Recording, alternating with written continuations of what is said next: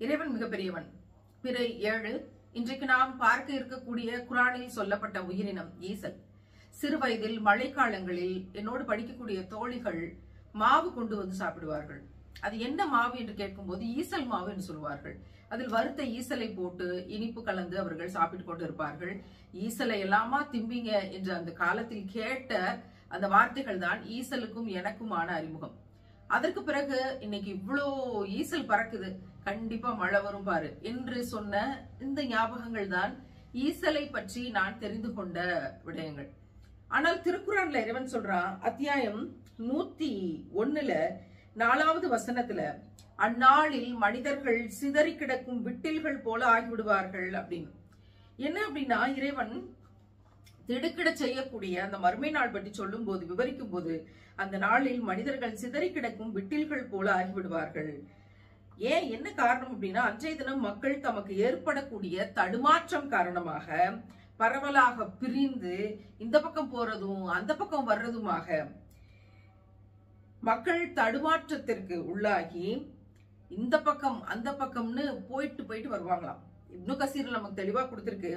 அதாவது அன்றைய தினம் மக்கள் தமக்கு ஏற்படும் தடுமாற்றம் காரணமாக பரவலாக பிரிந்து போவதும் வருவதுமாக இருப்பதில் அவர்கள் சிதறி கிடக்கும் விட்டில்களை போன்று இருப்பார்கள் அப்படின்ட்டு. இன்னொரு இடத்துல அந்த சூர் அப்படிங்கிற எக்காலம் ஊதப்படும் போது புற்றுக்குள்ளிருந்து வெளிவரும் ஈசல்களை போல மனிதர்கள் வெளியே வருவார்கள். மறுமையில எல்லாம் எந்திரிங்க அப்படின்னோடனே பூமியில் அடைக்கப்பட்டிருந்த எல்லோரும் வெளியே வருவாங்க.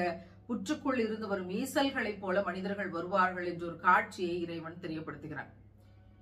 நிச்சயமாக இவற்றை பற்றி யோசிப்பதற்கும், எதற்காக இறைவன் ஈசலை சொல்லுகிறான் என்று யோசிப்பதற்கும் என்ன காரணமாக இருக்கும் என்று சில அறிவியல் சார்ந்த செய்திகளை தேடுறோம். அப்படி தேடும் போதுதான் ஈசலை பற்றிய தகவல்கள் அத்தனை பிரமிப்புக்குரிய ஒன்றாக இருக்கிறது. ஈசல் என்பது கரையான் இனத்தைச் சேர்ந்த ஒரு விதமான பூச்சி வகை. கரையான் நமக்கு பார்த்துட்டு ஒரு சாக்கு போட்டிருந்தோம்னா அதுக்கு அடியில ஒரு வாரம் ஈரப்பதமா இருந்தா அதுல கரையா பிடிச்சிடும். நான் சின்ன பிள்ளையாக இருக்கும் போதெல்லாம் சாணியை கைகளில் எடுத்து அதை கரைத்து சாணி தெளித்து பெருக்கி கோலம் போடணும். இப்ப நினைச்சாலுமே அவ்வளவு வேதனையான ஒன்று எனக்கு. அதுல இருந்து எப்படி தப்பிக்கிறது என்று அந்த நாட்களிலே நான் போட்ட திட்டங்கள் எனக்கு இன்னும் ஞாபகத்துக்கு வருகிறது. அப்படி சாணியை ஒரு இடத்துல எடுக்காம அப்படியே விட்டுட்டோம்னா ஒரு வாரத்துல அந்த ஈரப்பதத்துல அது முழுக்க கரையான் வைக்கும். அப்படித்தான் கரையானை தெரியும். ஆனால் ஈசலை கரையான் இனத்தை சேர்ந்த ஒரு பூச்சி அப்படின்னு நினைச்சு கூட பார்க்கல. ஆனால் அதுதான் உண்மையாக இருக்கிறது. அது பெரும்பாலும் எறும்பு புற்றுக்குள்ளேயே தான் அந்த ஈசல் வாழ்ந்து கொண்டிருக்கும். அது வெளிச்சத்தை தேடி ஏதாவது ஒரு வாசனையை அடிப்படையாக வைத்து புற்றுக்குள்ளே இருந்து வெளியே வருகிறது. புற்றுக்குள்ளே இருந்து வெளிவருகிற ஈசலுக்கு ஒவ்வொன்றுக்கும் 4 இறக்கைகள் இருக்கும். 4 இறக்கைகள் இருந்தாலும் கூட அதனால முழுசாக ஒரு நாள் முழுவதும் பறக்க முடியாது. அந்த ஈசல்களுடைய வலிமை, அந்த 4 இறக்கைகளோட வலிமை ஒரு நாளைக்குள்ள முடிஞ்சு போயிடும். இந்த 4 இறக்கைகளும் முதிர்ந்து போயிருமா.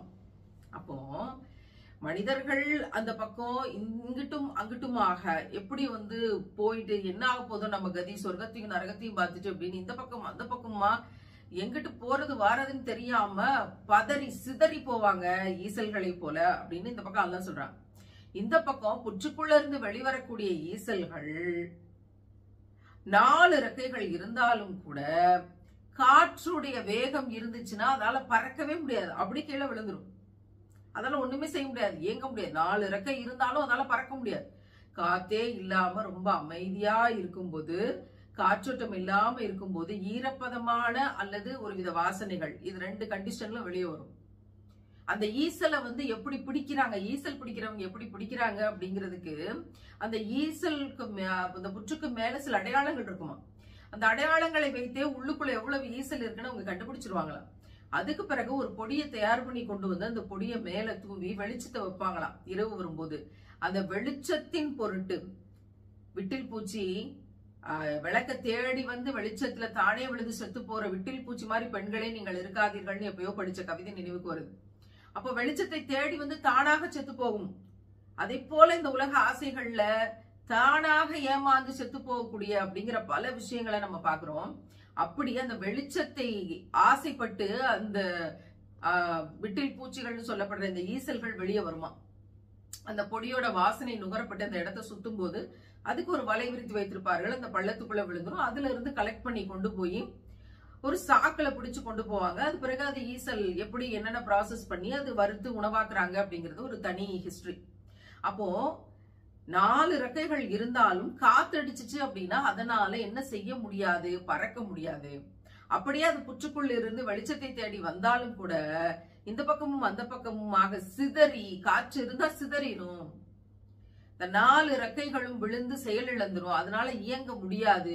அதை போலத்தான் மறுமை நாளில் மனிதன் இந்த பக்கமும் அந்த பக்கமும் சிதறி ஓடி அவனுக்கான ஆற்றல்கள் எல்லாம் நான் யாரு தெரியும்ல அப்படின்னு இருந்தானே, அந்த மனிதனால் எதுவுமே செய்ய முடியாமல் சிதறி போய் செயலிழந்து முடங்கி விடுவார்கள். அல்லாஹ் எல்லாத்தையும் கைகாலையெல்லாம் கட்டிட்டு விசாரிப்பேன்னு சொல்றானே, அந்த காட்சிகளை அல்லாஹ் எடுத்து வைக்கிறான். அதனாலதான் இயங்க முடியாத ஈசலை காற்றினுடைய திசை வேகத்தில் தன் திசை வேகத்தால் தன்னுடைய ரெக்கைகளின் திசை வேகத்தால் இயங்க முடியாத ஈசலை அல்லாஹ் மறுமை நாளின் போது எழுப்பப்பட்ட மனிதர்களுக்கு உதாரணமாக சொல்லுகிறான். இறைவன் எந்த உதாரணத்தையுமே சாதாரணமா சொல்லல. ஏன் ஈசல்னு சொல்றதுக்கு பதிலா எறும்புன்னு சொல்லியிருக்கலாமே, ஈசல்னு சொன்னதுக்கு பதிலா வேற ஏதாவது ஒரு பூச்சி சொல்லியிருக்கலாமே. ஏன் அல்லாஹ் சொல்லுகிறான்? அதற்கு பின்னாடி அல்லாஹ் தானே ஈசலையும் படைச்சான். அதனுடைய தன்மையை சொல்லி மனிதனை ஒப்பிடுகிறான். நீ பெரியவன் தானே, நீ ஆட்டமாடிக்கிட்டு இருந்த பூமியில உன்னை ஈசலோட நான் ஒப்பிடுறேன், ஒரு அற்பமான ஒன்றோடு ஒப்பிடுகிறேன். மனிதன் இப்படித்தான் அன்னைக்கு ஆயிருவான்.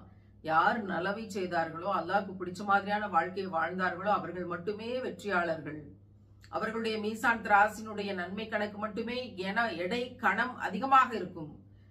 நன்மைக்கு முந்தி கொண்டவராக இருக்கக்கூடியவர்கள், கேள்வி கணக்கே இல்லாமல் சொர்க்கத்தை அடைபவர்கள், அவர்கள் தான் வெற்றியாளர்கள். மற்றபடி பூமியில காசு பணம் வச்சிருக்கவன் வெற்றியாளர், பூமியில பங்களா வச்சிருக்கவன் வெற்றியாளர், பூமியில வகை வகையா பிராண்டட் கார் வச்சிருக்கவன் வெற்றியாளர், பூமியில வகை வகையா பிராண்டட் ட்ரெஸ்ஸுகளை போட்டுக் கொண்டிருப்பவர்கள் வெற்றியாளர்கள், பூமியில வகை வகையா வெள்ள வெள்ளேர்னு தோளோட மேக்கப் பண்ணி கொண்டு இந்த ஸ்டார் அந்த ஸ்டார் செலிபிரிட்டி என்று மேக்கப் பண்ணி நடிப்பு துறையில் இருக்கக்கூடியவர்கள் பூமியில முக்கியமானவர்கள், வெற்றியாளர்கள்.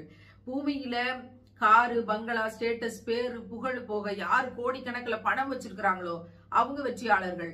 பூமியில யார் அதிக நகை வச்சிருக்காங்களோ ஸ்டேட்டஸ் காரணமாக அவர்கள் இங்கே முக்கியமானவர்கள், வெற்றியாளர்கள். ஆனால் மறுமையில் யார் வெற்றியாளர்கள்? அல்லாஹ்வுக்காக அல்லாஹ் தந்தவற்றை அல்லாஹ்வின் பாதையிலேயே தான தர்மங்கள் செய்து அல்லாஹ்வின் திருப்பொருத்தத்தை பெற்றுக் கொண்டவர்கள் யாரோ, நம் உயிரினும் மேலான உத்தம நபிகள் நாயகம் ஸல்லல்லாஹு அலைஹி வஸல்லம் அவர்கள் கொடுத்த சட்டங்களின்படி பல தியாகங்களை செய்து வாழ்ந்தவர்கள் யாரோ, சஹாபாக்களையும் ரசூலுல்லாவையும் பின்பற்றி அவர்கள் செய்த தியாக வாழ்க்கையின்படி இங்கே பல தியாகங்களை செய்து இழந்து வலிதாங்கி பிறருக்காக வாழ்ந்தவர்கள் எவர்களோ, அல்லாஹ் ரசித்து ரசித்து ஆசைப்பட்டு பேசுவதை போல எளிய விடயங்களில் இஸ்லாத்தை பேணி வாழ்ந்தவர்கள் எவரோ அவரே அங்கு வெற்றியாளர்களாக இருப்பார்கள் என்று இறைவன் சொல்கிறானே. யார் வெற்றியாளர்கள் என்பதில் ஈசல் நமக்கு படிப்பினையை தருகிறது.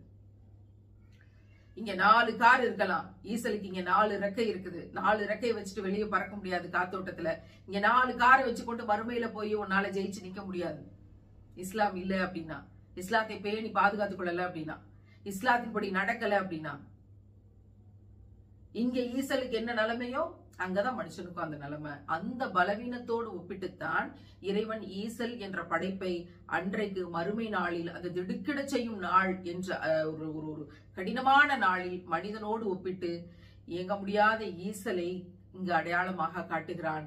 யா அல்லாஹ், நீ அனைத்தையும் படித்தவன், அனைத்தையும் அறிந்தவன், கருணையாளர்களுக்கெல்லாம் கருணையாளன். எங்களை அப்படி திடுக்கிட செய்யும் அந்த நாளில் நன்மைக்கு முந்திக் கொண்டோர் கூட்டணியில் நீ சேர்த்து விடுவாயாக. அதற்குரிய வாழ்க்கையையும் அதற்குரிய மனநிலையும் எங்களுக்கு தந்து நீயே எம்மை பாதுகாப்பாயாக. ஆமீன் ஆமீன் ஆமீன் யா ரப்பல் ஆலமீன். நாளைக்கு குர்ஆனில் சொல்லப்பட்ட இன்னொரு உயிரினத்தின் தகவலோடு சந்திக்கிறேன் இன்ஷா அல்லாஹ்.